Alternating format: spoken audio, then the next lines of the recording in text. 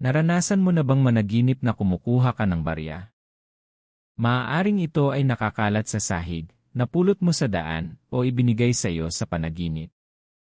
Sa unang tingin, parang simpleng bagay lang ang barya. Pero sa panaginip, maaari itong may malalim na kahulugan. Sa video na ito, aalamin natin ang posibleng mensahe ng panaginip na kumukuha ng barya. Una, ang panaginip na namumulot ka ng barya ay kadalasang simbolo ng maliliit na oportunidad. Maaaring may mga pagkakataon sa iyong buhay na maliit lang, pero kapag pinagsama-sama ay magdadala ng tagumpay. Pangalawa, maaari rin itong senyales ng unti-unting pag-asenso. Ibig sabihin, kahit mabagal ang progreso, ikaw ay papunta sa tamang direksyon. Kung sa panaginip mo naman ay maraming barya ang napulot mo, maaaring ito ay simbolo ng sunod-sunod na biyaya o swerte na darating sa iyong buhay.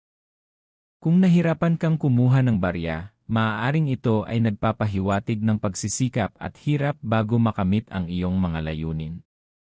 Kung ang barya ay marumi o kalawangin, maaaring ito ay simbolo ng oportunidad na hindi mo napapansin o hindi mo pinapahalagahan. Pero kung ang barya ay malinis at makintab, ito ay magandang senyales. Maaaring may darating na magandang pagkakataon o reward sa iyong buhay.